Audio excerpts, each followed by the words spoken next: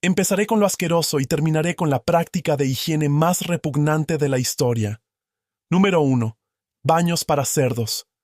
Aunque esto pueda parecer una monada de dibujos animados, en realidad, los baños para cerdos fueron un invento repugnante que se originó en la antigua China como una forma de gestionar y reciclar los desechos humanos. Un baño para cerdos era una combinación de un baño para humanos y una pocilga. El modelo básico era el siguiente. Se montaba una letrina sobre una pocilga, con un tubo o conducto que los conectaba. Cuando los humanos usaban el baño, sus desechos se dirigían a la pocilga, donde los cerdos consumían las heces como parte de su dieta habitual. Delicioso. El sistema digestivo de los cerdos les permitía descomponer aún más los desechos, y luego estos se podían utilizar como fertilizante. También se arrojaba otro tipo de alimento a la pocilga. Después de todo, una dieta equilibrada es esencial, y los baños para cerdos demostraron ser eficaces en su objetivo. Sin embargo, tenían sus inconvenientes. Algunos obvios, como el olor horrible y la cuestión del bienestar animal. Además, se cuestiona la efectividad real del sistema. Si no se consumían todos los desechos humanos, estos podrían contaminar las aguas subterráneas y el entorno circundante. También existía la posibilidad de propagación de enfermedades, ya que tanto los cerdos como los humanos que usaban los sanitarios para cerdos estarían constantemente cerca de los desechos de los demás. Incluso existe la posibilidad de infecciones parasitarias, lo que causaría una cadena interminable. Imaginen, un humano contrae un parásito, usa el sanitario para cerdos y éste ingiere los desechos humanos infectados con el parásito. Posteriormente, el cerdo es sacrificado y comido, y el parásito regresa a su huésped original o a uno nuevo. El ciclo de la vida. Realmente nos conmueve a todos. Si bien los avances en saneamiento y la gestión moderna de residuos han hecho que los retretes para cerdos dejen de usarse ampliamente, estos aparatos se han encontrado en zonas de Asia tan recientemente como a principios de la década del 2000. Yo por mi parte tengo muchísimas preguntas. ¿Saben los cerdos lo que realmente está pasando? ¿Lo disfrutan? ¿Si me se emocionan cuando ven a alguien entrar en esa letrina? En fin, ya me da asco, y esta lista es solo el comienzo. Número 2. Pelucas. La mayoría de la gente sabe que usar pelucas era extremadamente común en la antigüedad, sobre todo en los siglos XVII y XVIII en Europa. Lo que la mayoría desconoce es que estas pelucas casi nunca se lavaban y solían ser un caldo de cultivo para piojos y otras plagas. Solían usarse a diario, así que, como parte de la rutina matutina, uno se despertaba, se vestía y se colocaba en la cabeza lo que era básicamente un nido de piojos, donde se quedaba el resto del día. Las pelucas eran populares en Europa por muchas razones durante esta época. Ofrecían una solución para quienes sufrían de pérdida de cabello, a menudo debido a enfermedades como la sífilis, dándoles la oportunidad de lucir un peinado elegante y convencer a la doncella que traían de la taberna de que estaban completamente limpias, señora. También permitían a la gente lucir diferentes peinados elegantes, sin tener que lavarse ni retocarse el cabello, algo poco común en aquella época, ya que el cabello natural rara vez se lavaba. No es difícil descubrir que las pelucas también rara vez se lavaban. Como resultado, se convirtieron en un verdadero paraíso para los piojos. También había otros factores en juego. Las pelucas se ajustaban muy cerca del cuero cabelludo, y el ambiente oscuro y cálido actuaba como una sauna relajante donde los piojos se relajaban y se reproducían. Además, las pelucas a veces se hacían con pelo de animal, concretamente de caballo, y los piojos que ya tenían los caballos podían transmitirse fácilmente a quien las llevaba. Por último, en un giro irónico, se solían usar polvos perfumados para disimular los olores que inevitablemente surgían de las pelucas muy usadas. Los aromas del perfume atraían más insectos. Lo entiendo. Quizá no tengan tiempo de frotarla con champú ni nada. Pero al menos podrían, no sé, enjuagarla en el río de vez en cuando. Número 3. Orina como limpiador facial. A todos nos ha pasado. Te despiertas, vas al baño y te das cuenta de que se te acabó el Neutrogena. Pero tienes la piel sensible y una reunión importante al final de la semana, así que no puedes permitirte un brote y no tienes tiempo para ir corriendo a CVS. ¿La respuesta? Fácil. Frótate un poco de orina por toda la cara. Usar la orina como limpiador facial es una práctica que, sorprendentemente, ha estado presente en numerosas culturas durante siglos, desde la Europa medieval hasta China y la antigua Roma. No era algo aislado. Era una práctica generalizada que trascendía fronteras. En la Europa medieval, la orina se usaba como limpiador facial, simplemente porque muchas personas no tenían acceso a agua potable ni perfumes. ¿Qué es lo más parecido al agua perfumada? La respuesta obvia, la orina. En la antigua China, la historia del uso de la orina es un poco diferente. Además de su uso cosmético, la orina era un componente de la medicina tradicional china, con propiedades y elementos que ayudaban a regular el equilibrio corporal. Los romanos creían que el amoníaco presente en la orina actuaba como agente limpiador, así que usaban su propia orina para limpiar no solo la cara, sino también la ropa, e incluso el suelo. Es bastante gracioso imaginar a un romano en sus quehaceres diarios. Se despiertan, orinan en las manos, se frotan la cara con la orina, meten una carga en la lavadora, orinan allí y luego, como broche de oro, defecan una vez más por todo el suelo de la cocina. Espero que se mantuvieran hidratados. Lo más curioso, mientras que la gente común solía usar su propia orina para estos fines, la élite adinerada usaba la orina de los urinarios públicos. Frotarse la cara con la propia orina es una cosa. Pero la orina de un desconocido, ¿qué va? No cuenten conmigo. El cuerpo humano es asombroso, y como parte de todas sus funciones genera desechos. ¿En qué momento decidimos que usar nuestros desechos como jabón nos ayudaba a mantenernos limpios? Ojalá hubiera estado presente cuando la gente tenía estas conversaciones. De repente estaremos haciendo gárgaras con nuestra orina como enjuague bucal. Número 4. La orina como enjuague bucal. Creo que hablé demasiado pronto.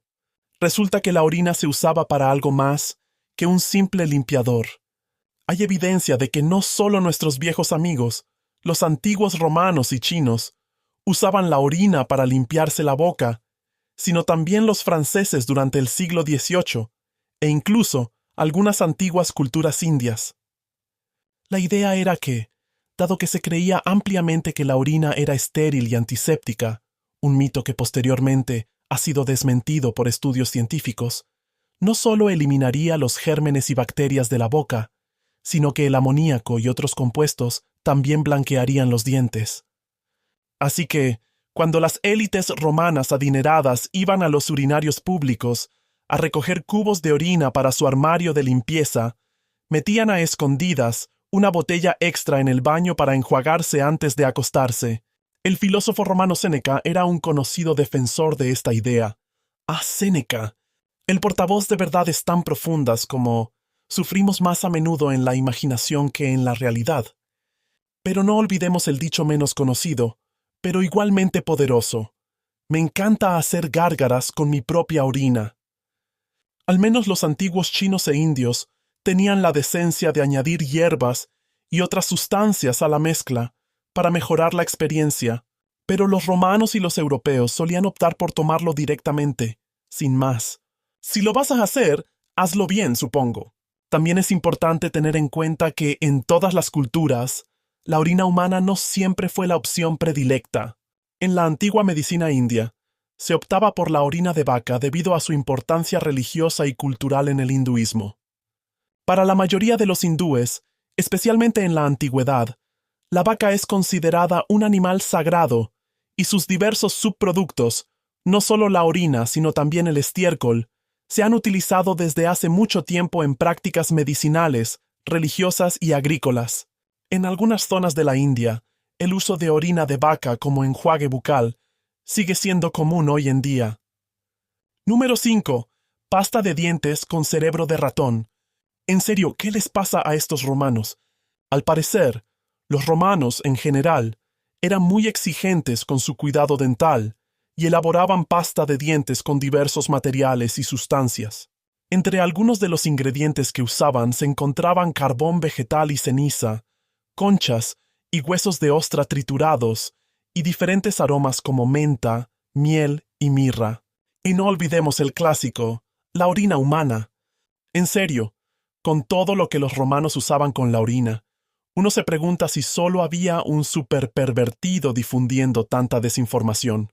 Pero no nos desviemos del tema principal: cerebros de ratón triturados. Se creía que estos mejoraban la eficacia de la pasta de dientes y ayudaban a refrescar el aliento, porque nada dice aliento fresco como el cerebro y la orina. ¿Por qué no añadir un poco de ajo y huevo cocido para completar la experiencia? Los cerebros, junto con cualquier otro ingrediente delicioso que esta gente retorcida decidiera usar, se molían hasta obtener un polvo fino, y luego se combinaban con algún tipo de aglutinante, a menudo miel, para formar una pasta. La cuestión es que, por muy loco y repugnante que parezca todo esto, los romanos tenían una dentadura bastante buena en comparación con otras personas de esa época. Como es de imaginar, el mal aliento, el dolor de muelas y las caries eran problemas comunes en la antigüedad, cuando no mucha gente tenía los medios para limpiarse los dientes correctamente. Así que, aunque los ingredientes que usaban los romanos son bastante desagradables en teoría, hay pruebas de que sus prácticas de higiene dental eran muy eficaces. Cuando se excavaron esqueletos humanos en las ruinas de Pompeya y Herculano, solo un tercio de los restos mostraban dientes faltantes y muy pocos presentaban evidencia de caries. No digo que vaya a probarlo pronto, pero parece que los romanos tenían razón con esto. Número 6. Anticonceptivo de excremento de cocodrilo. Llegas a casa después de una noche en el Club Pyramid y te has liado con una de las chicas más atractivas que hayas visto en tu vida. La llevas a tu casa y te preguntas si tienes condón. Presa del pánico, te das cuenta de que no. No te preocupes, dice. Llevo un cocodrilo. No me malinterpretes. Quiero practicar sexo seguro tanto como cualquiera. Pero parece que los antiguos egipcios se estaban extralimitando. En el papiro de Ebers, uno de los textos médicos más antiguos y extensos de la historia del antiguo Egipto, se describen varios tipos de anticonceptivos. Estos solían estar destinados a crear una barrera entre el esperma y el útero, o a convertir el útero en un entorno inhóspito para los espermatozoides. Las mujeres del antiguo Egipto, por desgracia, se llevaron la peor parte. Como resultado, eran ellas quienes debían introducirse diversas sustancias en su interior para evitar el embarazo. Algunos de los ingredientes utilizados eran miel, semillas de algodón, lino impregnado en goma e incluso zumo de cítricos fresco. Es decir, no hace falta ser un genio para saber que exprimir una lima directamente en el cuerpo no puede ser muy agradable. Sin duda, el anticonceptivo menos higiénico, y el que suena más desagradable, de todos los mencionados en el papiro de Ebers, es el uso de excrementos de cocodrilo.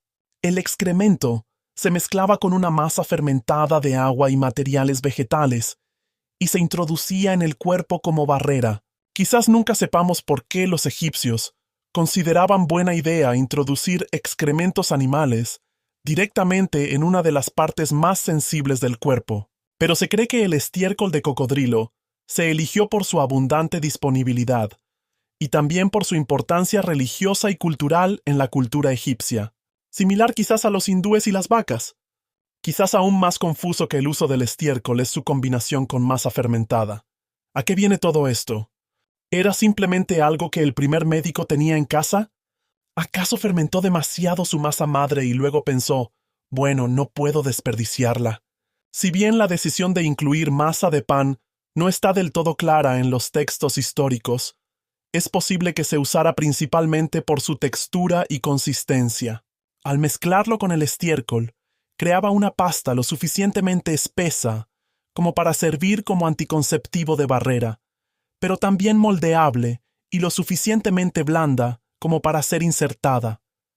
Además de que este método probablemente no era muy eficaz para prevenir el embarazo, también era bastante peligroso. La introducción de excrementos animales conllevaba importantes riesgos para la salud, ya que podía introducir bacterias y patógenos dañinos en el tracto reproductivo, lo que provocaba infecciones, inflamación, irritación y la propagación de enfermedades a otras zonas del cuerpo.